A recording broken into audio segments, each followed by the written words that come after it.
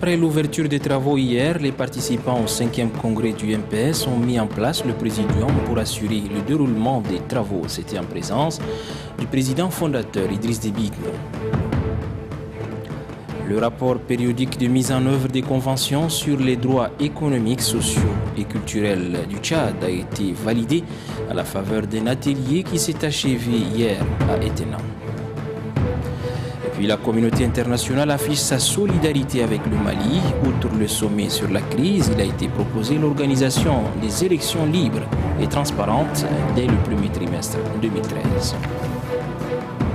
Madame, Messieurs, bonsoir et bienvenue dans ce journal ouvert depuis hier. Les travaux du 5e congrès du MPS se poursuivent au ministère des Affaires étrangères. La soirée d'hier a été consacrée à la mise en place du présidium pour assurer les travaux des commissions. C'était en présence du président fondateur du MPS, Idriss Déby Itno.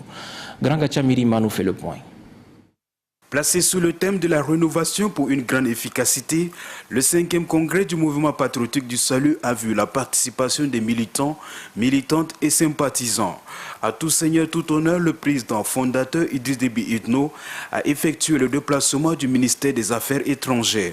Le 5e congrès du mouvement patriotique du salut est le congrès des enjeux politiques pour la vie du parti, car il est l'ultime occasion où les militants et militantes passeront en revue le parcours des 22 ans d'expérience sur la scène politique nationale. Et surtout féliciter la commission préparatoire qui a accompli un excellent travail au 5e congrès ordinaire de notre mouvement. Il y a des règles.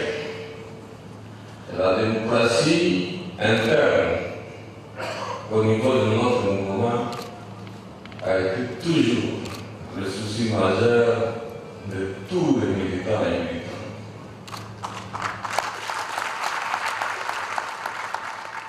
Et ce qui diffère évidemment des autres partis politiques. Le MPS n'est pas un parti, c'est un mouvement. Le MPS n'est pas un parti local, c'est un mouvement de masse. Vous avez mis donc notre congrès, le 5e congrès de notre parti, c'est une rénovation pour une plus grande efficacité. Je suis avec mes propres convictions et faits que vous en sortirez de ce congrès un parti rénové, grandi, ressoudé.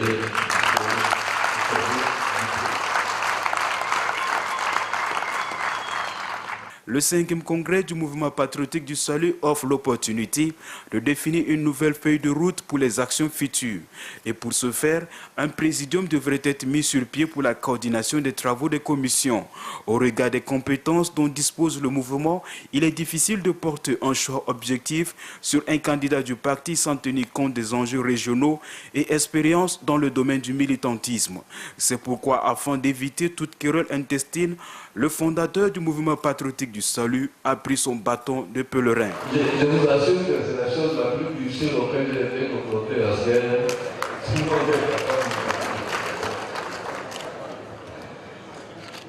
Voilà donc la couleur.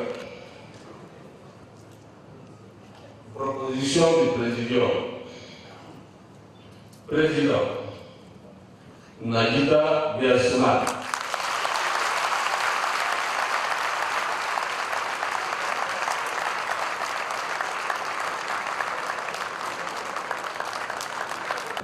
Premier vice-président, Mohamed Ali Abdallah. Le présidium du 5e congrès du mouvement patriotique du salut est dirigé par Nagita Biassouma, et le vice-président Mohamed Ali Abdallah Nassou. Ils sont secondés des autres membres pour les différents travaux des commissions. Au menu des travaux du 5e congrès, l'adoption du règlement intérieur du congrès, la présentation du rapport moral du secrétaire général du MPS, le rapport financier du bureau politique national, la déclaration des délégations des régions, les partis politiques amis et les comités directeurs des organes de masse. La fin des travaux sera marquée par les adoptions des rapports des commissions, des recommandations et enfin la nomination d'un nouveau secrétaire général du mouvement patriotique du salut. Et puis notre reporter Granga Chamilima se rapprochait du rapporteur du présidium du 5e congrès. Il s'agit du docteur Béom Malo Adrien qui nous fixe sur le déroulement des travaux. Nous avons mis en place 4 commissions. Il y a la commission de politique générale, la commission chargée d'étudier le fonctionnement et l'organisation du parti, la commission de politique sociale du parti et la commission de politique économique du parti. Comme vous le savez, nous partons d'un constat. Sortant des grandes élections, il nous faut réaménager et rénover notre fonctionnement et nos statuts pour que nous puissions être plus dynamiques et plus efficaces sur le terrain. La commission de politique générale évalue, fait l'état des lieux de ce qu'a été le parcours du MPS jusqu'à aujourd'hui, quels sont ses points forts et ses points faibles pour pouvoir projeter des améliorations afin de gagner les autres batailles à venir. En ce qui concerne la politique économique, vous savez que nous avons réalisé des choses, mais il y a encore peut-être beaucoup donner des orientations susceptibles d'améliorer déjà et consolider nos acquis. Et vous savez aussi que ce quinquennat est placé sous le signe du social, raison pour laquelle nous avons mis en place une autre commission qui devrait faire l'état des lieux et donner des perspectives d'amélioration et un guide de nos actions à venir. Et enfin, la politique économique, c'est que nous voulons une croissance économique qui puisse permettre au Tchad de devenir un pays émergent. Est-ce que la ligne que nous avons adoptée jusque-là, elle est ce que nous devrions garder, ou bien quelles sont les erreurs que nous pouvons rectifier afin d'améliorer la condition de vie de nos populations? L'atelier de validation des 3e, 4e et 5e rapports périodiques et de mise en œuvre des conventions sur les droits économiques, sociaux et culturels du Tchad a pris fin hier à Etena. Organisé par le ministère des Droits de l'Homme avec l'appui du PNUD, la rencontre a été sanctionnée par des séries de recommandations. Adoumbe Hortense nous fait le point. Les rapports périodiques produits sur les droits économiques, sociaux et culturels relatifs aux engagements internationaux souscrits par le Tchad sont soumis à l'appréciation des ADH et de leurs partenaires. Les principaux points examinés sont entre autres l'égalité des sexes, les conséquences néfastes de l'exploitation des ressources naturelles, la lutte contre la traite des enfants et l'alphabétisation des filles. Plusieurs amendements ont été apportés par les participants et feront l'objet des recherches en vue de finaliser le document. Vous avez, durant 3 jours, procédé à la relecture et à la validation du projet des 4e et 5e rapports périodiques qui doivent être adressés par le gouvernement de la République du Tchad au Comité des droits économiques, sociaux et culturels qui aura la charge d'évaluer le degré d'exercice des droits consacrés par le pacte international relative aux droits économiques, sociaux et culturels dans notre pays. Je suis convaincu que les groupes qui ont été constitués pour les travaux ont débattu de manière positive et consensuelle les différentes recommandations du comité et apporté des réponses adéquates. Les participants sollicitent de la part du gouvernement la vulgarisation des conventions et traités ratifiés pour faciliter leur accessibilité et le renforcement des capacités techniques du département en charge des droits de l'homme pour la mise en œuvre de la politique du gouvernement. Un communiqué de presse des ADH suite au braquage de maître Jacqueline Moudéina dans la nuit du 19 au 20 octobre. La cellule du réseau des ADH et les victimes d'Issénabré condamnent cet acte barbare et demandent au gouvernement de retrouver et juger les agresseurs et leur avocate à la signature, Othman Moussa. La politique de l'habitat, les Tchadiens face au défi du logement décent, c'est le thème d'une conférence débat organisée hier par le Forum du développement du CEFOD. Une conférence qui vise à éclairer le public sur la mise en œuvre de la politique de l'habitat. C'était dans l'enceinte de cette institution. Anastasie Bissi. Se loger est un droit fondamental pour tout être humain. Cependant, pour une garantie, il faut un logement décent. Bon nombre de pays de la sous-région sont conscients et s'y atteignent. Au Tchad, le principe a du mal à suivre son cours. C'est pour éclairer le public sur des difficultés auxquelles le pays fait face dans la mise en œuvre de cette politique que le Forum de développement du CEFOD initie cette conférence débat.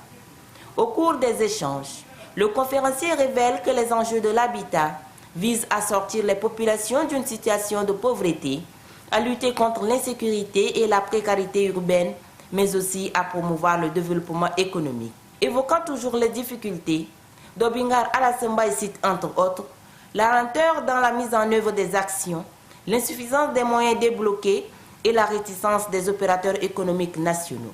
Cependant, notifie le conférencier, des projets sont en cours. Le ministère a annulé la plupart des conventions qui ont été signées, sauf un seul. Donc il y a un opérateur qui est actuellement, si vous connaissez le nouvel immeuble du ministère, Andjari, de construire un logement témoin pour permettre au service de voir comment il pourrait répondre aux aspirations des Tchadiens. Là. Ces deux villas témoins vont être terminées d'ici la fin du mois d'octobre. Et si c'est OK, je pense qu'avant l'année 2013, les premiers logements vont être construits. Et cette société, qui est une société espagnole, est chargée de construire 1000 logements pour la première année. Ils ont un contrat de 5000 logements. Dans le domaine donc, de comment organiser la ville, vous avez vu que la gendarmerie a été cassée. Mais à cette place-là, il va être construit un centre des affaires. Ce sera un grand pôle avec un grand centre de conférence, un grand supermarché, un parc des expositions, des immeubles de bureaux. Selon le conférencier, 80% de la population ne vit pas dans un logement décent. Dobingar Alessembaye précise que seul un terrain ou quartier viabilisé donne la garantie. 4 ambassadeurs tchadiens de lutte contre le paludisme ont animé hier à la représentation de Malaria No More au Tchad une conférence de presse. Conférence au cours de laquelle ils ont situé l'objectif de leur participation à la campagne de sensibilisation et de communication pour un changement de comportement et l'éradication du paludisme. Compte rendu, Loubadoumbaï Talomadi. Les ambassadeurs tchadiens de lutte contre le paludisme qui sont Sultan, Prince Di, Abdoulaye Ndengue et Menodji de Matania seront présents à New York le 8 novembre prochain pour 2 actions. Dans cette ville américaine, ceux-ci feront un plaidoyer pour l'acquisition des fonds devant servir au financement des activités de lutte contre le paludisme. L'occasion leur sera offerte pour remercier les donateurs qui ont apporté leur contribution à la riposte contre cette maladie. Du côté des artistes, leur engagement est total. Une fenêtre, on va dire, qui va s'ouvrir, n'est-ce pas, sur le Tchad, parce que c'est d'abord le Tchad qui est là. C'est d'abord les Tchadiens qui arrivent. Donc nous allons un peu montrer aussi ce que nous avons de meilleur chez nous. En tant qu'ambassadeurs, c'est nous qui apportons. Donc on apporte notre voix, notre image, notre disponibilité, n'est-ce pas, pour contribuer à éradiquer quelque chose qui traumatise, n'est-ce pas, les Tchadiens. Le critère de sélection de ces artistes tchadiens, à l'exemple de leurs collègues du Sénégal, du Cameroun et de la Tanzanie, est simple. Il s'explique par leur engagement sans faille dans la lutte à travers l'organisation des concerts et des séances de sensibilisation. La formation des femmes des différents groupements du Logone occidental est au nombre des actions menées, déclare le représentant de Malaria No More Pays. Et vu notre étude de base que nous avons eu à faire au début de cette année, avant le lancement de nos activités, ces ambassadeurs que nous avons ont surgi comme les plus écoutés, comme ces quelques personnes les plus écoutées de la communauté. Et c'était la raison pour laquelle, comme nous sommes une organisation de communication de masse, nous sommes appuyés sur eux donc, pour lancer nos activités le 21 avril dernier. Nous avons eu à enregistrer la chanson Stop Palu que vous connaissiez très bien. Nous avons aussi fait des spots avec tout un chacun de nos ambassadeurs qui, en ce moment, est en train d'être diffusé sur les ondes de la radio et de la télévision tchadienne. Vu l'effort et le travail qui a été fourni par nos ambassadeurs tchadiens, ils ont marqué donc l'opinion internationale et le siège a décidé que le Tchad représente donc les ambassadeurs africains à cette soirée gala. Ndolo Mbaye a saisi l'opportunité pour remercier les différents partenaires qui ont apporté leur soutien à son organisation. Il lance un appel aux organisations et personnes de bonne volonté afin qu'elles se joignent à eux pour un combat commun contre le paludisme qui tue plus que le sida. Et puis cette nouvelle brève, le quartier d'Embé est secoué ce soir par un incendie d'une station Taïba-Arafa dans le carré 4. Une soixantaine de fûts d'essence et de gasoil sont partis en fumée. À l'origine, un court-circuit provoqué par les installations du groupe électrogène appelé communément Andouria.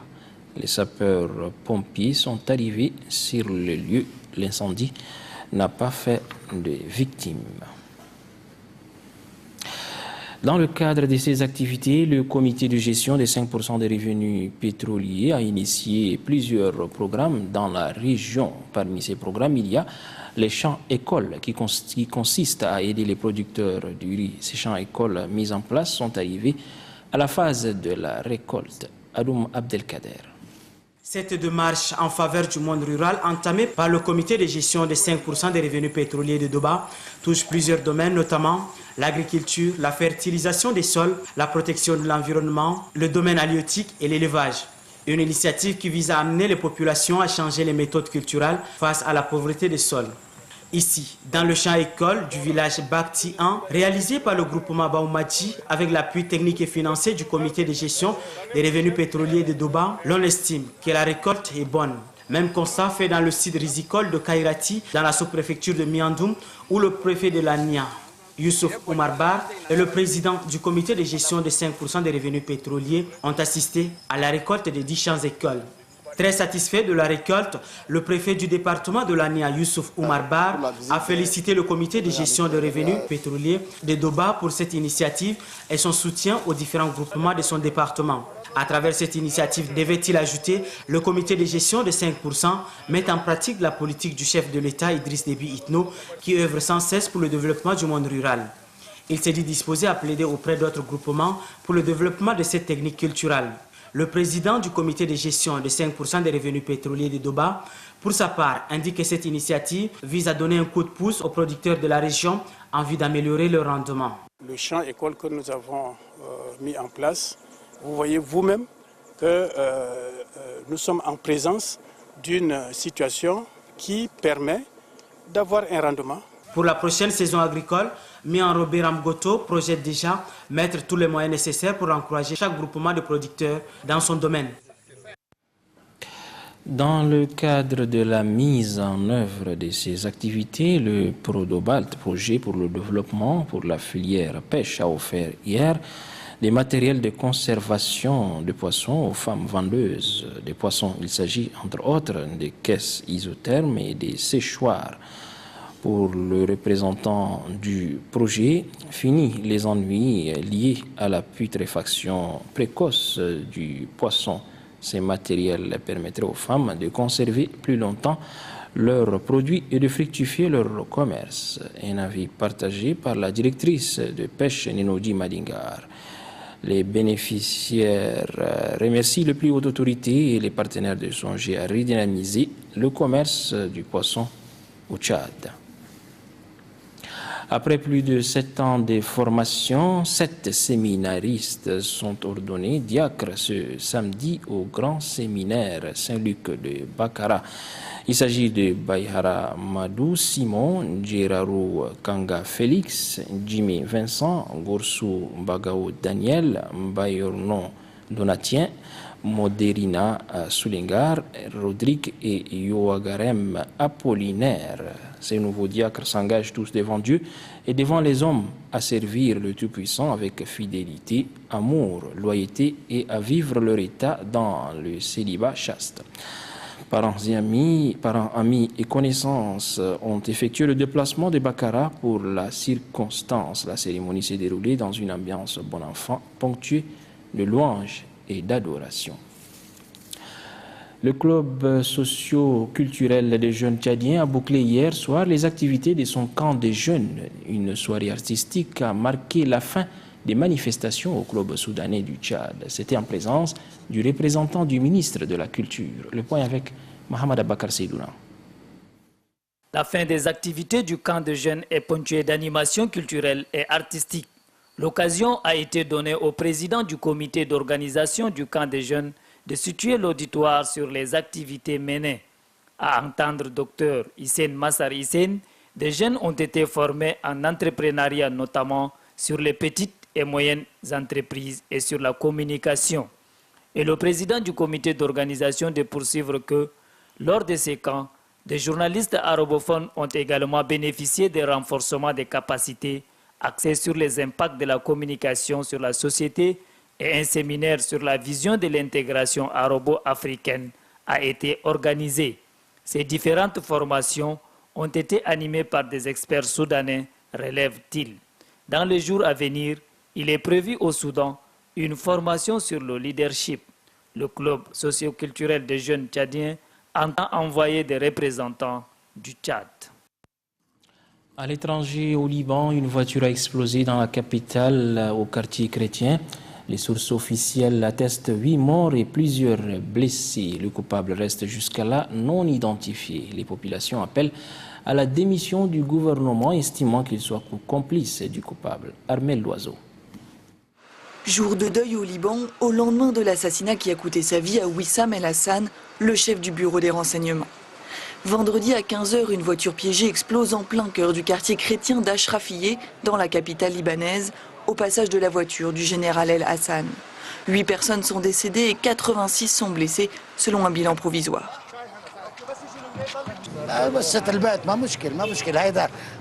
Les maisons détruites, ce n'est pas vraiment un problème.